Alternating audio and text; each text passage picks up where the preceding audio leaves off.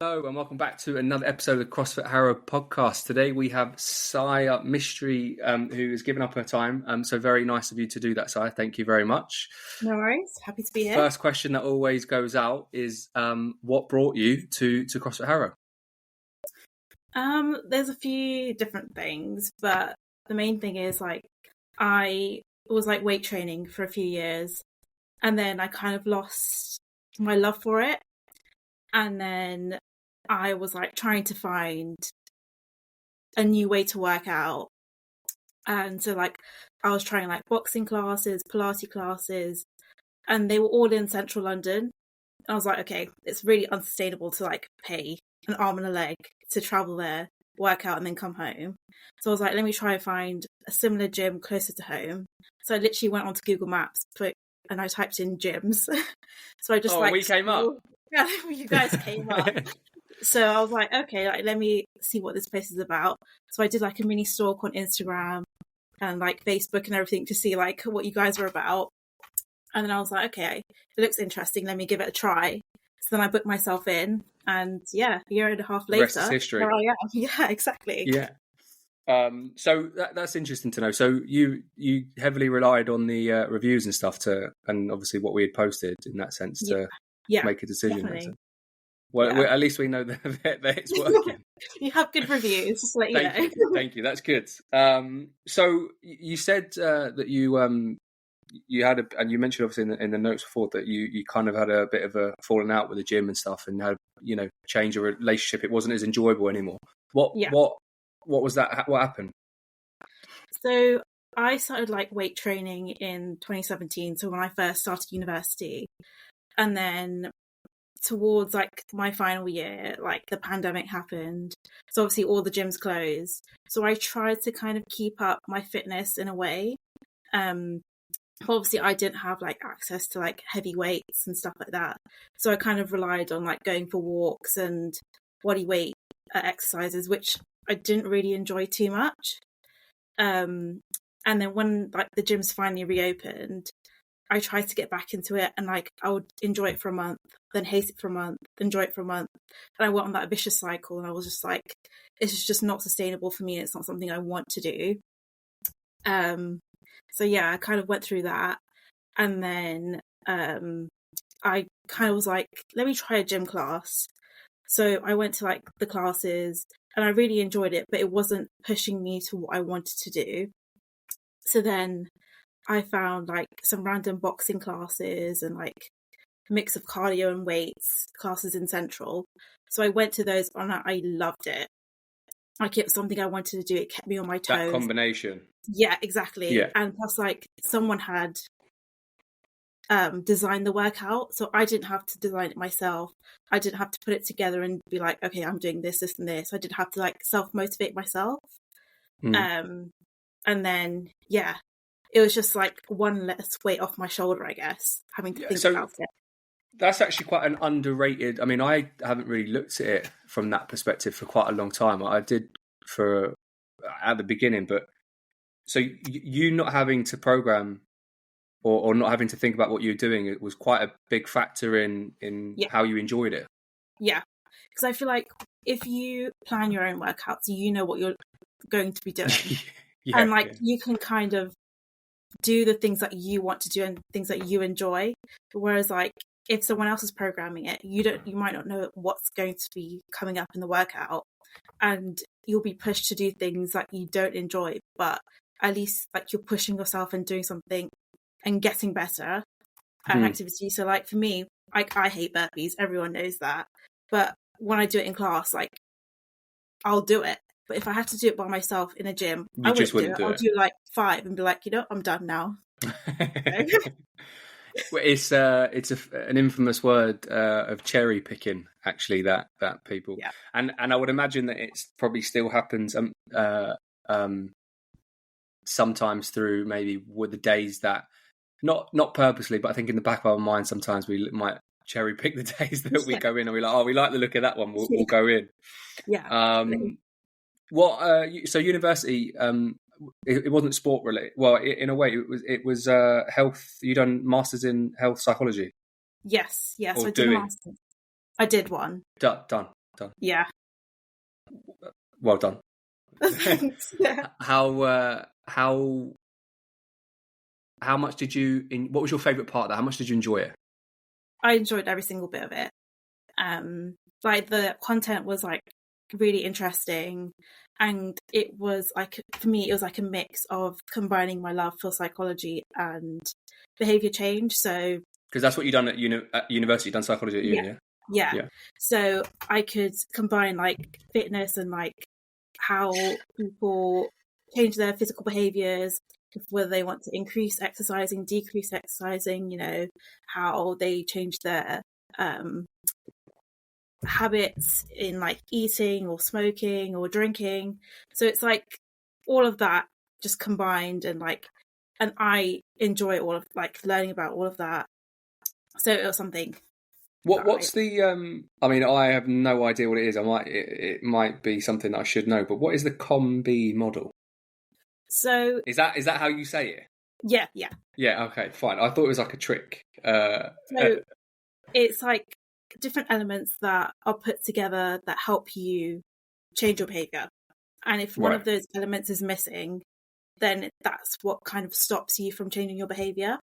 So I feel like I'm going to learn quite a lot in this podcast. Yeah. I feel like it would be like health psychology. I feel like that would be your... Yeah, it's massive. I think, but before we dive into detail of it, I think that psychology plays a massive part in the words fitness, and especially the word CrossFit. And you often hear that people say like CrossFit is for everybody, but it's not for everyone, or not for it's for everybody, but not for anybody. In that sense, that I think that we look at gymnastics, weightlifting, and cardio, but I think there's one other thing to that, and I think that's the mindset. Like, you can be good and successful at CrossFit if you're willing to work hard, and put the work in and learn. So it's very the psychology part of training is very underestimated. Yeah, definitely. And like this model, so the C stands for capability. So like, do you have the skills to be able to do that action? For CrossFit, for example, like, do you have the skills to learn how to deadlift? Like, do you know like the different movements and the different moving parts to it? The O is opportunity. Do you actually have the opportunity to go out and work out? Do you have the facility to go and work out? Do you have the money? Do you have like the space to work out? The M is motivation. So are you motivated to change your behavior?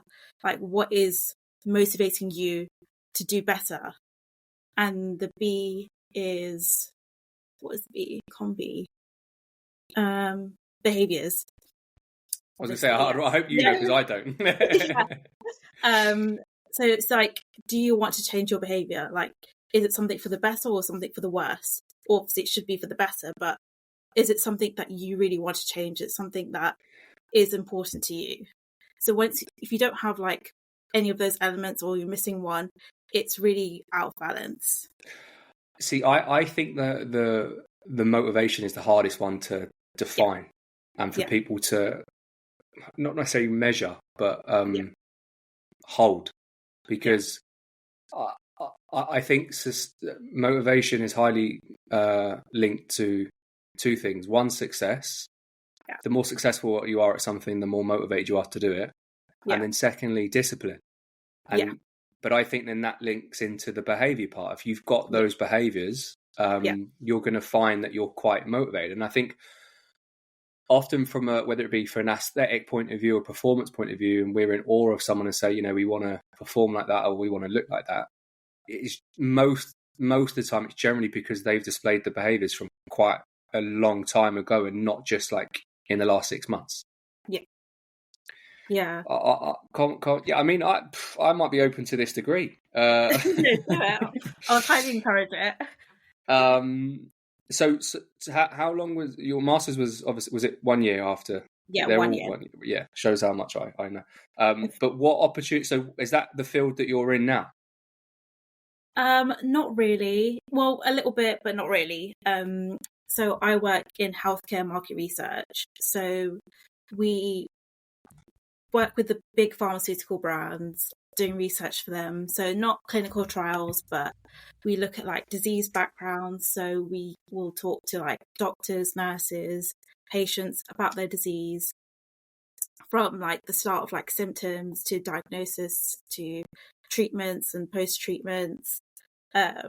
We will like track our clients' products in the different areas against their competitors. We will like get to see like product profiles of products that may come up in the future, or ones that might have been like released, like say in the US but not in Europe. And we'll get like doctors' opinions on it, if they would use it or not, and like what type of patients they would use it in. So you might use snapshots of your degree and masters in what you do, but it's not a complete translation, let's say. Yeah. Is there what would the transitional role be from doing that from health psychology? Well, we don't really get to use too much psychology. It's more like the skills we've learned with like report writing, because I had to do like 2 dissertations, so it's like you've got to like almost know like the background before you explore the area, and it's just really just putting together all the different moving parts into a concise way that's understandable for others.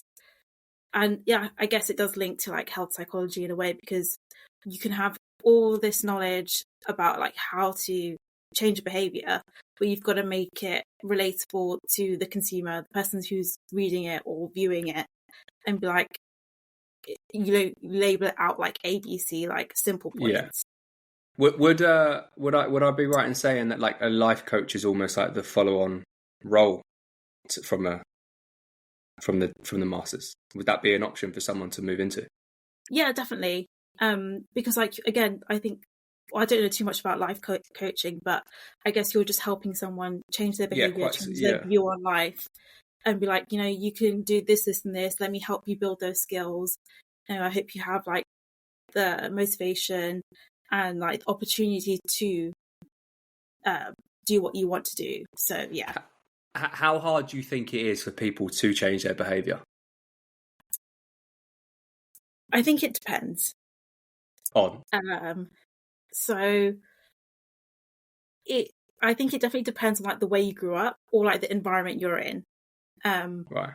And if you're encouraged or you just have the opportunity to change your behavior and the elements around you. But on the other hand, like some people just don't want to change. Some people are very happy with their lifestyle. Some people like, yeah. So I think it just depends on you as a person. Like obviously there might be a part of your life where you're like, yeah, I'm never going to change, never going to have best behaviors. But then like, you know, one day it might switch. So, and it might be vice versa as well. Are there certain traits that someone will display, or is this getting like really deep into it? That's definitely getting really deep into it. I'm just curious if there was like different traits or similar traits that people might display that show that they're willing to change behavior or recognize that from a health perspective, the stuff that they're doing. Yeah. You know, there's plenty of people that know that they're in a position of ill health. Yeah. And there's a lot of people in that position that are unhappy. Yeah. But maybe don't see that they can change. Yeah. But comes from behaviour. Yeah. I think some people just think, you know, it's just too much hard work, or like what people want to see is results immediately. And like people forget like, things do take time. And I'm glad it's not just in this profession. Yeah. I think just in like the world in general, and everyone thinks like things are going to happen overnight. But, you know, things do take a couple of weeks, couple of months, couple of years. Like if you think something's going to happen overnight, then you must be living in a fantasy world. Yeah, I think we do get obsessed with measuring things like, you know, daily or weekly, and probably should look at measuring things on a bigger scale. Yeah. Even to a point of like every decade, because things change, right? As you grow older and mature and you become more experienced and wiser, you have different views and different stance on different things. The one thing I wanted to touch on too was the navigating through fitness and I had to look this up. This is how out of tune I am with POC. I had to look. I had to genuinely Google that. For those of you Yeah. that don't know, POC means person of color, and I'm probably ashamed to say that I had to Google that. But did you, where you say navigating through fitness? Have you? Is that because you found challenges through that? Is there what's gone on there? Has there been obstacles in the way? I think like, so I'm like Asian and female, so that's like minority on top of minority, I guess, and like challenges automatically arise for me as it is. Is that through opportunity, through what, through everything in general? I think it's just through everything, yeah. And one thing is probably like representation, is like you rarely see a woman of color in sports, like anywhere really in fitness. And only in like the last few years it's become like a real thing. I grew up playing sports, but like I was pretty much the only girl in an all boys team, or like the only brown person in a predominantly white team. And that happened to me like during school, during university, and it's just something like I had to navigate and like put into perspective. Like I am lucky to be here. And like, I suppose that comes from sporting like excellence as well. Like you were obviously good at whatever the sport was and what you were doing. Yeah, definitely. But like even like in school, people like didn't want to play sports because like being sporty wasn't a girly thing. It wasn't. Yeah. It's not really like it's not frowned upon, but slightly frowned upon. Yeah, no, I agree. I can't remember where or who I was having this conversation with, but I if you go back, even probably still now at school, football is for boys and volleyball or netball is for girls, and it shouldn't be like that. All sports should be inclusive to whether it be gender or color. It doesn't matter. Yeah. So yeah, and like even during school, like I had to beg some of my friends to like join the sports clubs with me. I was like, come join with me, and they'll come for a few sessions and they will stop doing it, and I would just carry on. And then I kept doing that like when I moved schools a few times, and then in the end I was just like, you know what, I'm just gonna go for any team myself. Like I'm not gonna drag along my friends if they don't want to come along. So, yeah. Do you think that that's why you enjoy CrossFit so much, because you're able to express your fitness ability through that, through the gym part of that? Yeah, definitely. And plus, like, everyone at the gym is of different ethnicities, different races. So it's like I see myself in other people. I feel included. And that's what I love about the gym. It's like so diverse. And like so many people from different walks of life. Like when we've had like team bonding experiences or like events on, you really get to know people, and it's so interesting to like hear everyone's stories.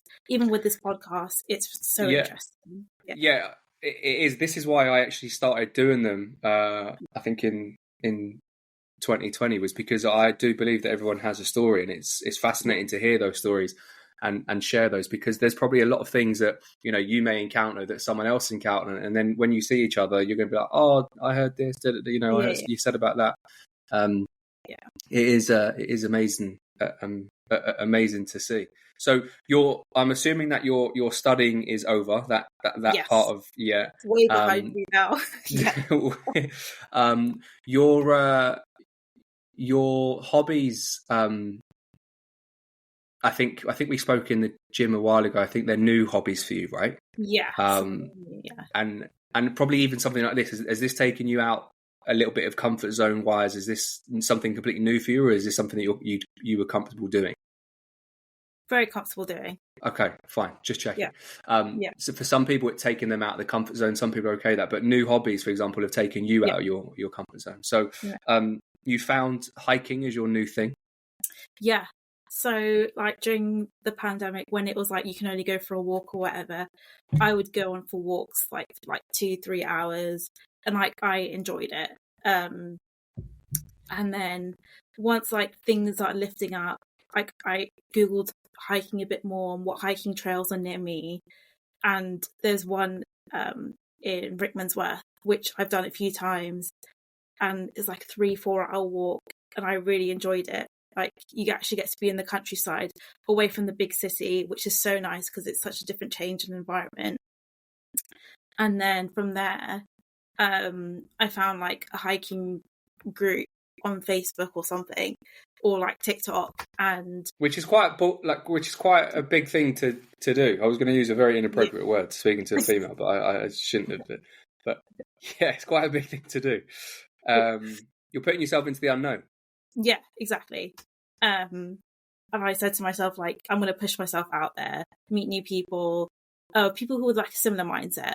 You know, that's what it was like coming to CrossFit Harrow. It was like completely different environment, completely like new style of working out, loads of new people, like put myself out there, see what happens. The worst thing that can happen is like I don't go back, and that's it, you know. So put myself out there, joined this hiking group, and last year I did the Yorkshire Three Peaks Challenge with them, and it was like the best thing ever. Even though it was like physically and mentally draining, like the people around me were like incredible.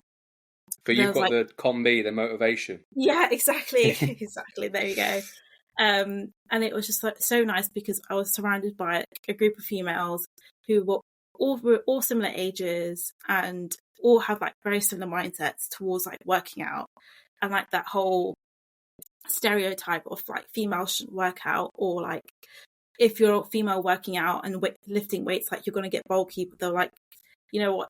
Everyone says that, but it's not really true. And it was just really. Because we were talking about that on the podcast a couple of weeks ago with Pardip, and it's obviously quite empowering. And I think it's admirable to see, like even the numbers that in terms of strength that you put up. And I think you don't mind me saying that, like a back squat of 100 kilo for a female is it blows my mind. It's like I think it's great. I think it's great to see more and more women getting stronger. And fitter, and not necessarily having that stereotype of like, oh, I'm going to look like a man, or I'm going to be big and bulky, which just blows my mind. I don't know why that mindset is still around.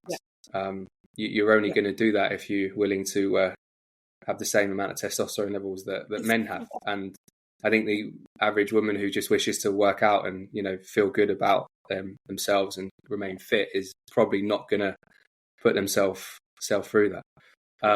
So do you stay in touch still with the girls that you went hiking with? Yeah, so like we all have each other on Instagram, and it's so nice to see. Like sometimes we'll meet up here and there, we'll go for a hike, or like we'll just like have a little chat. And like one of them, I know she did like a marathon or something, like a long running event. Some of them like cycle, some of them like do more hikes.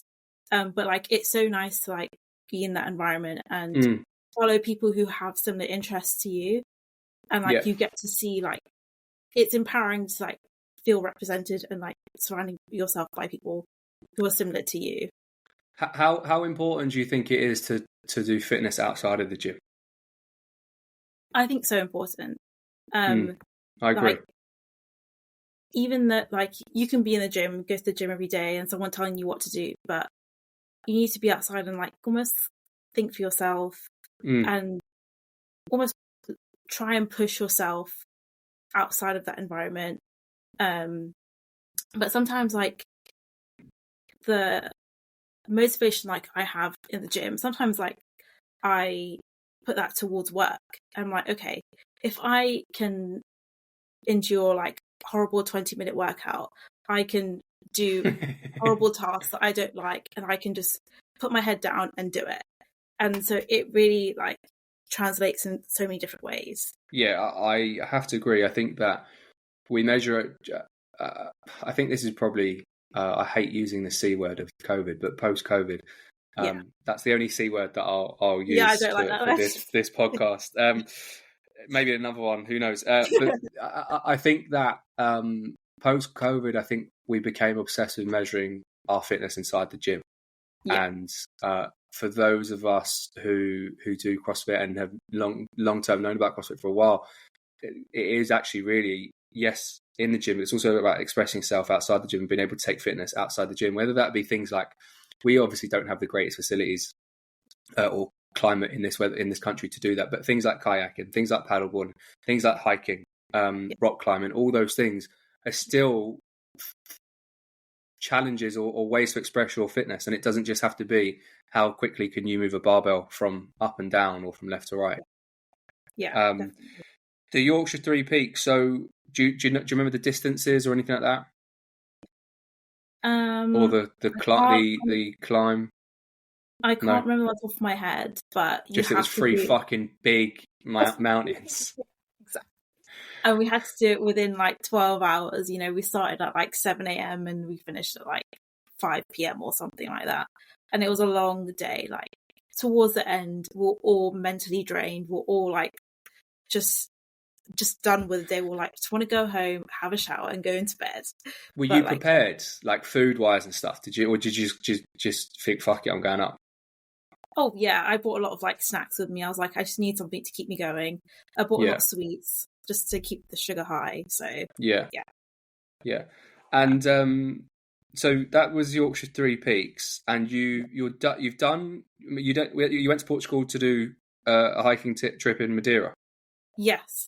Yeah. How was that harder than the Yorkshire Three Peaks, or not as hard? Not as hard because it was like spread over a few days, and we did like different hikes per day, and they were maybe like 4 or 5 hours long, so it wasn't too bad. And it's not like we were rushing to like beat a time or something like that.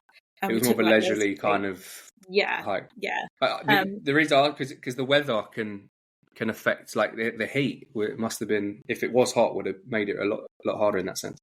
Yeah. So like when I did the Yorkshire Three Peaks, it was a little bit sunny. Rain. Yeah. At some points it was like really cold, really windy and raining, and just like really miserable. But once you get to the top, like you're on that high because you're like, yes, I've done it. In Madeira, it was really nice. Like we were so lucky with the weather. Sunny the whole time, maybe like a little bit of rain, but it was nice. We had some strong winds here and there, but it wasn't too bad. Are you all equipped with big rucksack, anorak, hiking boots? Got all the gear? I've got hiking boots, yeah. Got waterproof jacket. It was just about enough to get me through it. Well, no, because I think some people underestimate actually, like, you have to go to these things quite equipped. I know in theory it's just like a little bit of a walk, right? But it's not. You do have to be prepared. Like, going up, you know, whether it be Snowdon or the Yorkshire Three Peaks, you have to bring food with you. You have to even the right footwear. You don't want to be climbing up that with shit.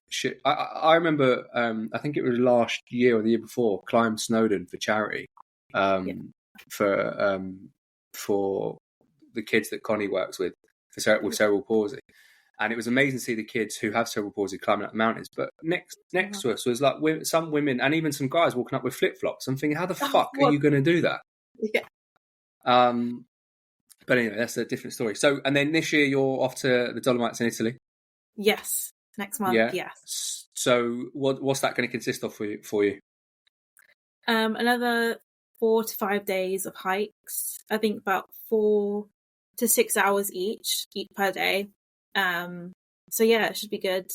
It's the same company that I went with to Yorkshire Three Peaks Challenge. So right, are you meeting them same? Are you doing some of it with some of the same girls that you met? No, some different ones. So like new group. New group. You know what? It'll be a new environment and like new set of mindsets around me, and like I can learn from them, they can learn from me. So it'll be such a good environment. Yeah. It's just a great place to socialise and like network if you wanted to, and just meet new people. And I think you said in the gym when we spoke a few weeks back about like, you know, new memories and experiences and those kind of things. I think we take it for granted, right? We get into a mundane, like, you know, we go to work, we come back, we go to the gym, we come back, we go to our favourite like brunch place or coffee place, and then we, you know, and then we just, it's good to do these things. And the solo traveling part, I think that's cool. When did you start doing that?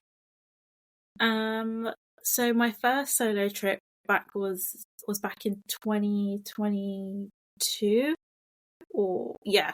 2021. I just finished my master's degree and I went on holiday. I was like, I need to get out of this country. I need a bit of sun. I need to treat myself. I just need to get away from home. get away from my room where I locked myself in to do my degree. So that was my first solo trip. And where did you go? Tenerife. Okay. Yeah, I've been there a few times. So it was like something really familiar for me. So yeah. There's something about Spain that is safe and secure, that we just know what we're going to get.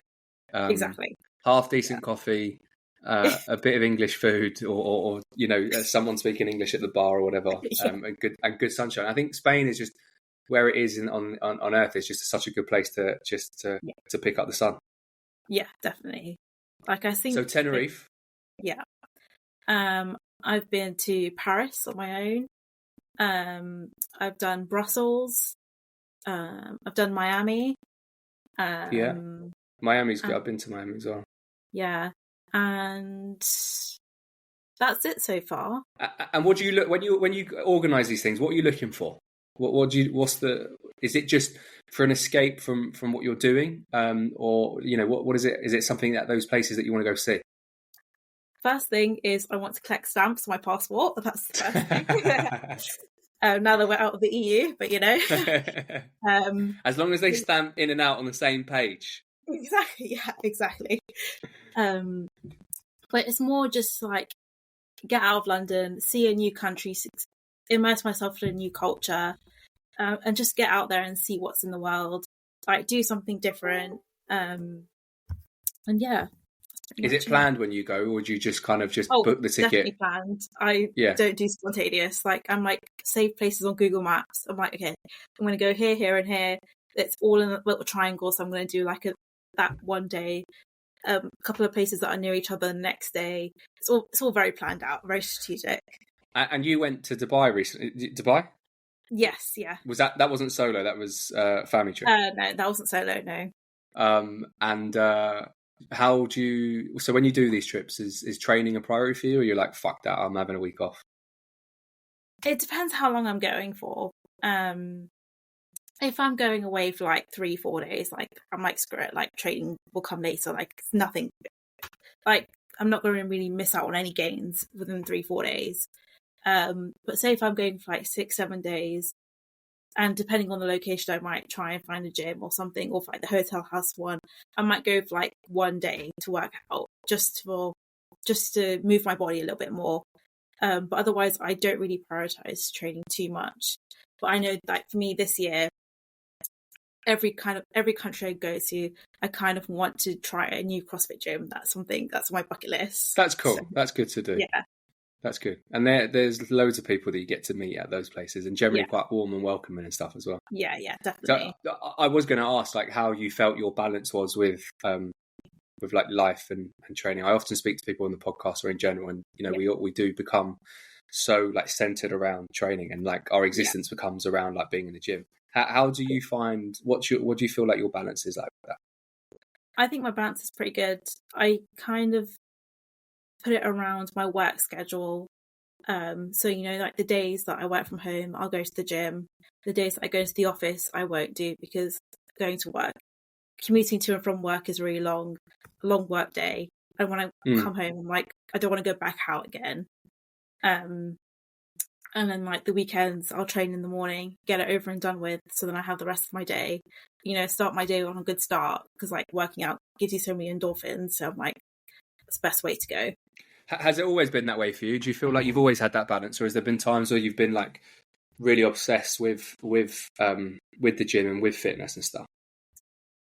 There was one summer a few years ago where I used to like first thing in the morning go to the gym for like 2 hours and like do the most, like do so many exercises, so many reps and whatever.